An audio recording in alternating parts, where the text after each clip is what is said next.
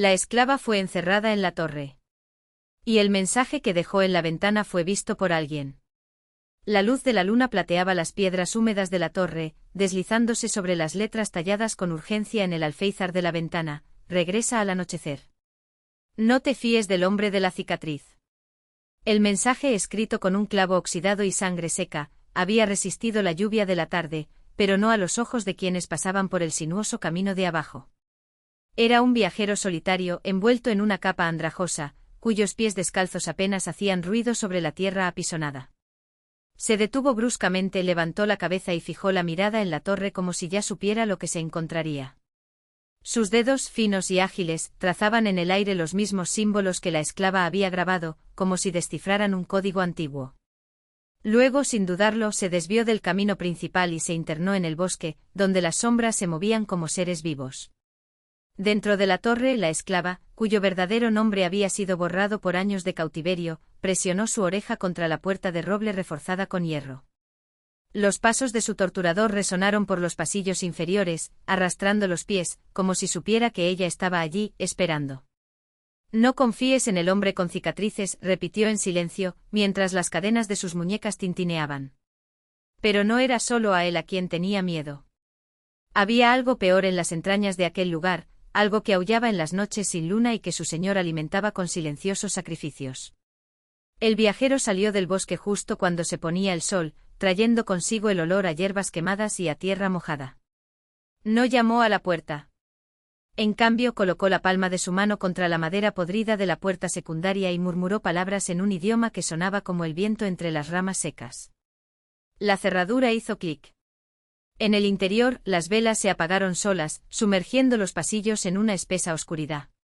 El esclavo sintió que el aire cambiaba. No era el frío húmedo de la torre, sino algo eléctrico, como antes de una tormenta. Cuando la puerta de su celda se abrió sin hacer ruido, ella no gritó. Sabía que no era su amo, cuya respiración agitada y olor a vino agrio eran inconfundibles. La silueta que se acercaba era delgada, casi traslúcida a la luz de las estrellas que se filtraba a través de la ventana rota. Escribiste en la piedra, dijo el viajero, y su voz era como hojas secas siendo aplastadas. Vendrán por ti. Ella no preguntó quién. Lo sabías. Los otros esclavos, los que habían desaparecido en las mazmorras, los que su amo llamaba regalos para los de abajo. La marca en su muñeca, un símbolo grabado en la piel, ardía como si respondiera a la presencia de este extraño. Regresará al anochecer, susurró, repitiendo sus propias palabras. Pero ya está anocheciendo.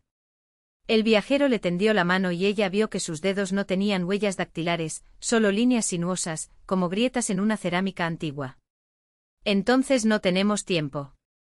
Abajo en el salón principal, el hombre con cicatrices se despertó repentinamente y el vino se derramó sobre el mapa de cuero que estaba estudiando. Su rostro, desfigurado por un corte que iba desde la sien hasta la barbilla, se torció en una sonrisa cuando escuchó el primer aullido desde las profundidades. No era un sonido humano. Ni siquiera un animal. Por fin, murmuró, recogiendo la daga de hueso que siempre llevaba. ¿Tienen hambre? El esclavo y el viajero descendieron la escalera de caracol, con pasos sincronizados como si bailaran una coreografía ensayada en sueños. En las paredes se encendieron antorchas, revelando pinturas que no habían estado allí antes, figuras alargadas, con ojos negros y bocas cosidas, mirándolos con un hambre ancestral. Cuando llegaron al salón, el hombre de la cicatriz ya los estaba esperando, rodeado de sombras que se movían a contraluz. Ah, dijo como si estuviera dando la bienvenida a los invitados. Me trajiste un regalo. El viajero no respondió. En cambio abrió la palma y de ella cayó un puñado de tierra negra, que se extendió por el suelo como serpientes. El hombre de las cicatrices se rió, pero la risa murió en su garganta cuando las sombras a su alrededor comenzaron a morder, arrancando trozos de su piel como telarañas vivas. La esclava cerró los ojos y sintió que el símbolo en su muñeca se convertía en cenizas. Cuando los abrió, la habitación estaba vacía, excepto por el viajero, que ahora sostenía algo brillante entre sus dedos, una vieja llave de hierro torcida. Esto abre más que puertas, dijo colocándolo en sus manos. Caminos abiertos. Ella lo supo sin tener que preguntar. Que la llave no era de la torre. Fue para escapar de lo que vendría después. La llave pesaba más de lo que debería, como si no solo contuviera metal sino también recuerdos de otras personas que la habían tenido antes. La esclava la apretó contra su pecho, sintiendo el frío del hierro atravesar la gastada tela de su túnica. El viajero ya se alejaba, su silueta se desvanecía en los bordes como humo llevado por el viento. Antes de desaparecer por completo, giró la cara por un instante y ella vio que sus ojos ya no eran ojos, sino dos pozos sin fondo, donde algo se movía, lento y hambriento. Afuera, la tormenta había cesado. El aire olía a tierra mojada y algo más, un olor metálico que se atascaba en la garganta. Salió del pasillo tranquilamente, sus pies descalzos se hundieron en la alfombra de hojas podridas que cubría el suelo del pasillo. Las paredes, antaño adornadas con tapices descoloridos, ahora mostraban nuevas marcas, surcos profundos, como si garras hubieran arañado la piedra en un ataque de furia. O por miedo. La torre todavía estaba allí, erguida contra el cielo nocturno, sus estrechas ventanas como ojos vigilantes.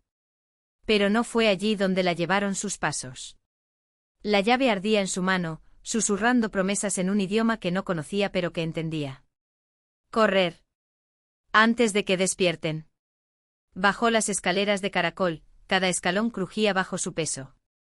En el piso inferior, los sirvientes dormían acurrucados en los rincones, con sus cuerpos marcados por los mismos símbolos que una vez la atraparon. Algunos se retorcían en pesadillas, otros permanecían demasiado quietos. Uno de ellos, un niño de no más de 10 inviernos, abrió los ojos al pasar. No dije nada. Simplemente extendió su mano, cubierta de cicatrices recientes, y cerró los dedos en el vacío cuando el esclavo no se detuvo. La puerta principal estaba entreabierta y la cerradura rota como un hueso. Afuera, el bosque respiraba. Ya no era el mismo aire de antes, ahora había un olor a dulce podredumbre, a cosas que crecían donde no debían. Ella vaciló en el umbral, con la llave apretada contra sus labios. ¿A dónde? No hubo respuesta. Pero el suelo tembló levemente como si algo inmenso hubiera girado mientras dormía bajo la tierra. Ella corrió. Las ramas la azotaron, las raíces se enredaron alrededor de sus tobillos, pero ella no miró hacia atrás. Sabía que no ayudaría. Lo que la perseguía no hacía ruido. No era necesario. De repente apareció el claro, un círculo de silencio en medio del caos. En el centro una puerta. Ni madera ni piedra, sino algo que parecía estar hecho de sombras solidificadas, con un mechón oxidado esperándolo. La llave encaja perfectamente. Cuando giró el mecanismo, no se escuchó ningún clic. Hubo un suspiro largo y húmedo como si la propia noche exhalara alivio. La puerta se abrió a un pasillo que no debería existir, sus paredes palpitaban con vetas de luz azulada. Desde el otro lado, una voz la llamó. No en palabras sino en imágenes, un desierto de sal, un río que corría hacia arriba, una ciudad de torres invertidas donde la gente caminaba cabeza abajo. Ella dio el primer paso. Detrás de ella, el bosque empezó a gritar. El corredor se cerró detrás de él con un chirrido de engranajes invisibles, tragándose el último aliento del bosque. La luz azulada palpitaba como venas en un cuerpo dormido, pulsando al compás de algo que no era su corazón, pero que ahora latía dentro de ella. El aire olía a ozono y a algo más antiguo, como polvo de estrellas mezclado con el aliento de un dios olvidado. Las imágenes en su mente se desarrollaban en secuencias aceleradas, el salar no era arena sino huesos triturados, el río que nacía no llevaba agua, sino recuerdos ajenos, transparentes como espadas, y la ciudad invertida no tenía gente, solo caparazones humanos, vacíos por dentro colgando de los hilos de una telaraña que no era tejida por arañas, sino por algo que observaba desde fuera. Ella avanzó. El suelo bajo sus pies no era sólido. Cedió levemente como piel estirada sobre un abismo.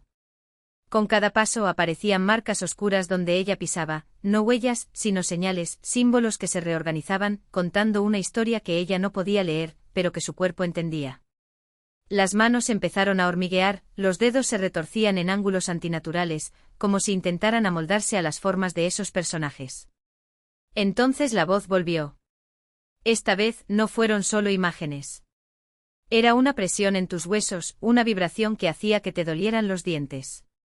La voz no le habló a ella, habló a través de ella, usando su garganta como instrumento afinado hace siglos para ese momento. Las palabras salieron de sus labios sin permiso. Eres el último que queda. No fue una acusación. Era un hecho tan pesado como el silencio que siguió. Más adelante el corredor desembocaba en una cámara circular.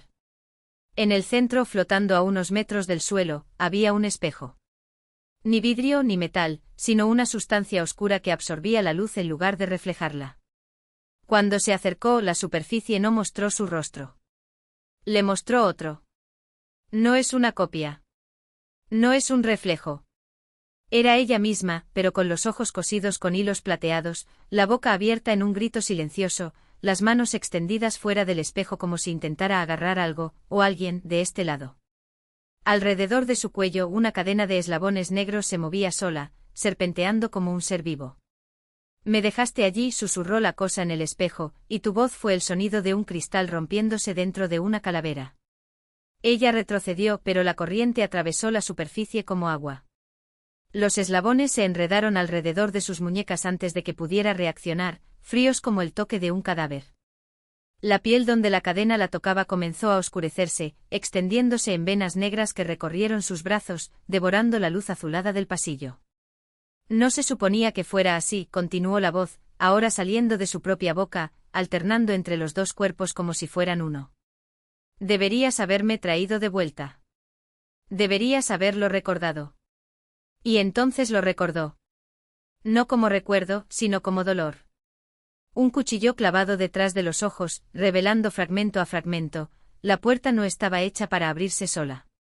La llave no estaba destinada a usarse con una sola mano. Eran dos, siempre dos, y la otra se había quedado del otro lado, clavada en el espejo, mientras ella huía, mientras olvidaba. El bosque no gritó por ella. Él gritó por su culpa. La cadena se tensó. Los símbolos en el suelo se encendieron de un azul cegador y las paredes del corredor comenzaron a desmoronarse, no en pedazos, sino en capas, como la piel de una cebolla podrida. Del otro lado, algo enorme se movió. Ni un cuerpo ni una forma, una idea que ocupaba espacio, un hambre que no era de carne sino de significado. Ella fue la última. Y ahora por fin, recordaría por qué. El suelo tembló cuando la primera capa cayó, revelando no piedra sino piel, una membrana húmeda y palpitante extendida sobre huesos que no pertenecían a nada que alguna vez hubiera respirado.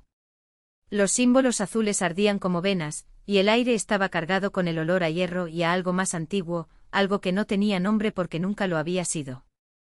Intentó retroceder, pero la cadena le sujetaba el tobillo, no con fuerza bruta, sino con intención. Como si el metal supiera que ella no podía, no debería huir. Esta vez no. Al otro lado de la membrana, la cosa informe susurró. No con la voz, sino con la vibración de 1000 cuerdas vocales desgarradas, un coro de ecos que se enroscaba alrededor de sus huesos y tiraba. Recuerda, dijo el sonido. Recuerda que fuiste tú quien lo abrió. Recuerda que fuiste tú quien lo rompió. Recuerda que fuiste tú el que quedó atrás. Y entonces ella lo vio. No con sus ojos, sino con la parte de ella que todavía estaba hecha de la misma sustancia, un recuerdo no de ella, sino de los de ellos. Dos niñas, no hermanas, no amigas, sino mitades de algo que nunca debería haber sido compartido. Uno tenía la llave. El otro el espejo. Juntos lo habían sellado detrás de la puerta plateada, con sangre y palabras que no eran palabras, sino la forma del silencio cuando algo es arrancado por la fuerza. Pero ella había huido. Y el otro se quedó. La membrana se rompió. No era un sonido, sino la ausencia de él, como si el mundo hubiera sido absorbido por un agujero que no estaba en el espacio, sino en el tiempo. Y allí, en el centro del vacío, estaba ella. No el que huyó, sino el que se quedó. Ya no soy una niña. Una columna de sombra con ojos que eran ventanas a lugares donde las leyes de la física se arrodillaban y lloraban. Me dejaste aquí, dijo la sombra, y cada sílaba era un clavo clavado en sus pulmones. Déjame sostenerlo solo. La cadena subía por su pierna, su cadera, su pecho, no como metal, sino como una raíz, como una vena, reconectando lo que había sido cortado. El dolor no fue físico. Era el peso de milenios de soledad, de una promesa incumplida, de un equilibrio que nunca se restablecería porque ella había decidido olvidar. No hay vuelta atrás, susurró la sombra, y sus manos, que no eran manos, se cerraron alrededor de su rostro. Ah. Ahora lo recuerdas. Ahora cargas. Y entonces finalmente entendió. No era una prisión. Era un espejo. Y ella siempre había sido ambas cosas.